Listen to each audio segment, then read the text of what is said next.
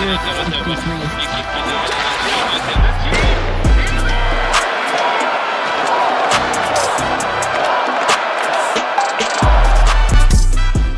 there, and welcome to this Hockey Inside Out Show bonus episode. I'm Stu Count of the Gazette, joined by former Canadiens defenseman, assistant coach, 1986 Stanley Cup champ, Rick Green, and my longtime Gazette colleague and friend, Jack Todd.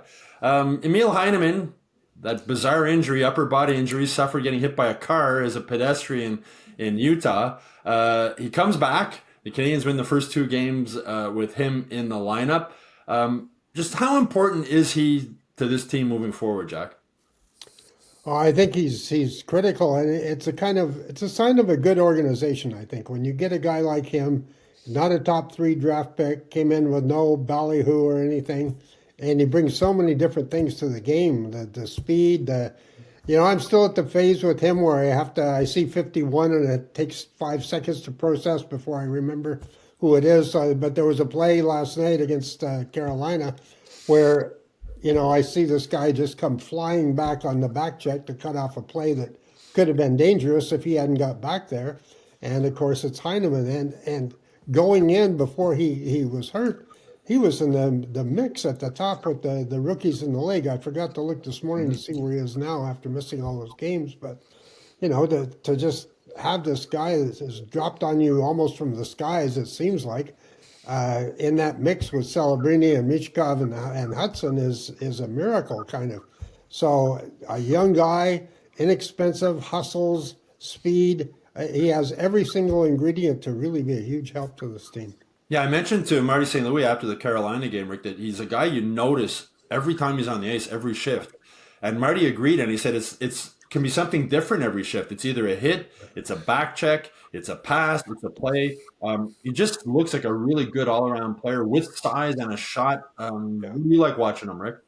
Yeah, he competes. I mean, he's there every shift. He brings it. He's got good size, and he's got, like I said, the willingness to get in there, and he's not afraid, and he wants to make the difference. And it's always promising to see a young kid like that that at this early stage he's able to bring those type of ingredients to the team, and those are the kind of guys that you build on, and he's going to get better with time, and just a real good kid that wants it bad, and he's showing with his every opportunity he has to play, he brings it every shift.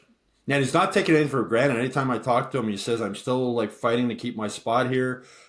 He's become such a valuable player on the team. And, he was a second-round pick by Florida, 43rd overall at the 2020 NHL draft. Then Florida traded him to Calgary.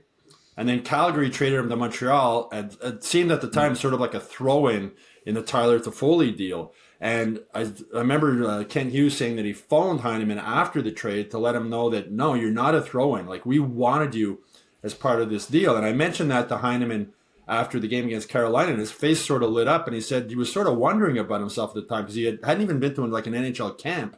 And already you're traded twice. And he called his agent, what's going on here? What's the future? Do I stay in Europe? What am I going to do? And then the phone rings from Kent Hughes telling him, we want you. This isn't a throw-in. When we were negotiating this deal, you were part of it. And he said that really made him feel good. And I think, Jack, that just speaks to the way Kent Hughes runs this hockey team. Yeah. It's one, you keep hearing these little anecdotes about Hughes, the way he operates, the class and all that. He's not going to yank a guy off the ice during a game in Boston to let him know that he's traded, but then tell him he can't take his uniform wherever he's going, Yeah. This stuff gets around. I'm sure Rick can confirm that. Players know, how you're treated by an organization. And because he was an agent for so long, he really knows how they're thinking. He keeps this at the front of his mind all the time. And I just, part of the reason I'm always so impressed with him, there's going to be a mistake here and there. But basically, when you handle people like that, it's always going to come back well on you. And you look back at Marc Bergevin. I mean, things ended badly with so many players, right? PK Subban, Radulov, Pacioretty, Danault. It always seemed to get personal. And Rick, just the fact that Kent's been a player agent, I think, is huge as far as helping him in these situations. Well, I think it's extremely important to try and assemble a group of guys that have their heart in the right place, and that's not easily done because sometimes mistakes are made. Sometimes you get a pleasant surprise, and the bottom line out of all this is you've got to hope that you want to assemble a group of guys, and the ones that do have their heart in the right place and do really want it and do what they can to bring success to the organization. And Heineman is an example of a kid that they felt strongly that he's a quality kid with with the potential of playing at the NHL level, and it's great to see that it's working out that way.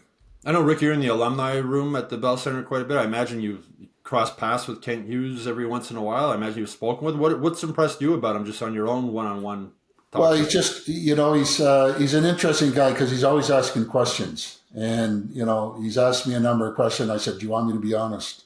So, for whatever it's worth, I really believe that my sense is he feeds off of everybody around him. He tries to take input, and ultimately he's the one that decides what he likes, what he doesn't like.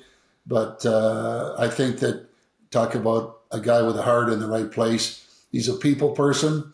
He likes people, and he reads people, and he treats people right, and that goes miles in my books. Jack, you've been around a lot of GMs over the years covering the Canadiens. Did you have a favorite one to deal with or a least favorite one? Who I really liked, leaving Hughes out of it, I really liked Andre Savard. He was a really classy guy. I thought he was a superb judge of hockey talent. And I was one of the guys that campaigned for Bob Gainey to come here, but in the president's slot. Like the kind of setup that they have now, kind of with Gainey would have been Jeff Gorton, and Savard would have remained as Hughes. But that's not what happened when Gainey came in. And I always felt like Savard really got the shaft. He was a really good guy to deal with.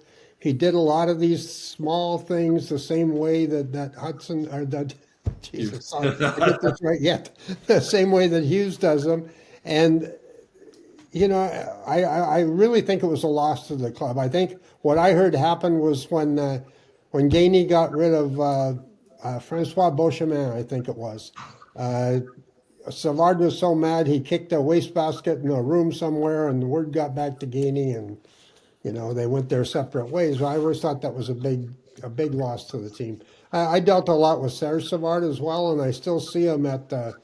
My son works at the camp in St. Bruno summers, and Serge, you'll see him there doing his own shopping at the Provigo in St. Bruno, and he walks around. Everybody talks to him, shakes hands. He's not too good for anybody, so I really like Serge too. But if there's a unsung hero of GMs to me, it's Andre Savard. The Senator, Serge Savard. Oh, well, Andre Savard's still a regular at the Bell Center. I see him almost every game. He's a pro scout now for the New Jersey Devils. He's there all the time, and you say always a pleasant guy to chat with, and still, New Jersey's still interested in his opinion on hockey players. Yeah.